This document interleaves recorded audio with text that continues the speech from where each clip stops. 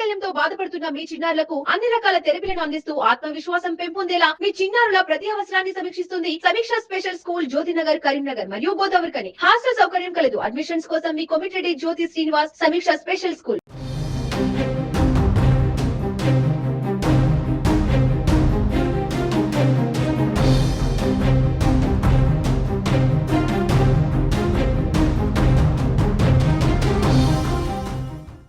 తెలంగాణ రాష్ట్ర వ్యాప్తంగా భూముల విలువ పెరగడంతో అటు కొనుగోలుదారులు ఇటు విక్రేతలు వీళ్ళిద్దరి పైన కూడా తీవ్ర భారం పడుతుంది.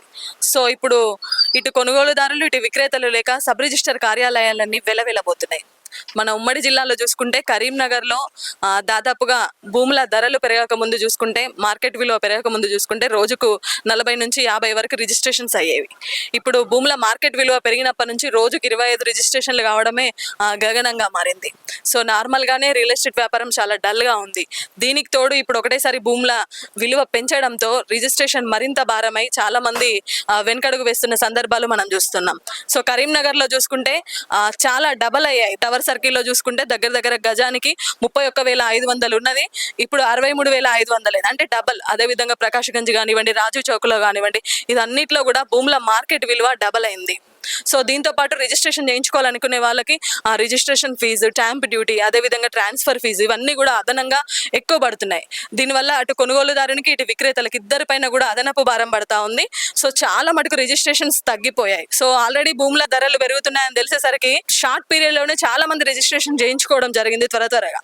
సో ఇప్పుడైతే ఒక 60 రిజిస్ట్రేషన్స్ అయ్యే కరీంనగర్ సబ్ రిజిస్టర్ కార్యాలయంలో దగ్గర రోజుకి 20 నుంచి 25 రిజిస్టర్లు అవుతున్నాయి. సో ఈ రోజు మనం సబ్ రిజిస్టర్ కార్యాలయానికి రావడం జరిగింది. మరి చాలా మంది రియల్ ఎస్టేటర్స్ ఉన్నారు.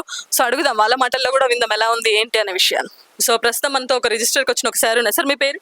నా పేరు పల్లెర శ్రీనివాసు, నేను బిల్డర్ను. సార్ ఎట్లుంది సార్, అసలే భూముల ధరలు పెరిగిండ్రు, రియల్ ఎస్టేట్ డల్ ఉంటే సిచ్యువేషన్ ఎలా ఉంది? చాలా బాధగా ఉంది మేడం. ఇప్పుడే మార్కెట్ సేల్ లేదు. ఇప్పుడు ఈ రిజిస్ట్రేషన్ వాల్యూ పెరగడం వల్ల ఒక అపార్ట్మెంట్ కు ఇప్పుడు 1,50,000 రూపాయలు ఉంటే ఇప్పుడు 2,50,000 రూపాయలు అవుతుందండి. సామాన్య ప్రజలు 1,00,000 రూపాయలు ఎక్స్ట్రా పడుతుందండి ఒక అపార్ట్మెంట్ కు. మామూలు ఒక గుంట భూమి కొంటే ఇంతకుముందు 50 రూపాయలు అయ్యేది, ఇప్పుడు 1,00,000 రూపాయలు అవుతుంది. చాలా ఇబ్బందిగా ఉంది. మొదలే మార్కెట్ కొంత ఉంది, సేల్ లేదు, ఇప్పుడు చాలా ఇబ్బందిగా ఉంది. సార్ మీ పేరండి? నా పేరు పొత్తూరి రమేష్.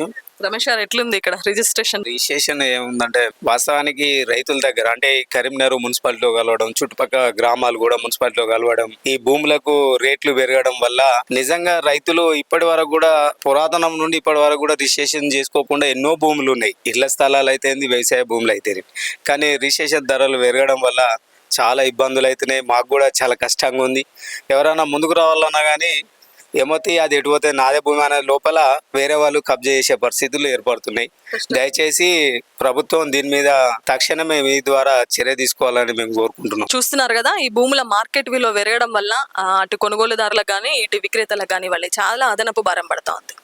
సో చాలా మంది ఇప్పుడు నార్మల్గా చూసుకుంటే సబ్ రిజిస్టర్ కార్యాలయాన్ని కిటకిటలాడేటివి ఇప్పుడు అన్ని వెలవెలబోతున్నాయి. రోజుకు ఒక 20 నుంచి 25 రిజిస్టర్లు కూడా కావడం లేదు అంటే ఎలా ఉందో సిచ్యువేషన్ మీరు అర్థం చేసుకోవచ్చు. సో అపార్ట్మెంట్స్ కూడా గజానికి 4,000 వరకు పెరిగింది. సో మామూలుగా ఇప్పుడు మున్సిపాలిటీలో కలిసిన దుర్షెడ్ ఇటు పక్కన చూసుకుంటే అక్కడ గజానికి 3,500 ఇలా ఉన్నాయి అక్కడ రేట్స్ చూసుకుంటే. సో ఈ మార్కెట్ విలువ పడడం వల్ల అయితే మొత్తానికి ప్రజలపై అదనపు భారం పడుతుంది. సో రిజిస్టర్లు లేక సబ్ రిజిస్టర్ కార్యాలయాన్ని వెలవెలబోతున్నాయి. కెమెరా పర్సన్ వేణుతో Lavanya Reddy, Suman TV, Karimnagar sub register కార్యాలయం.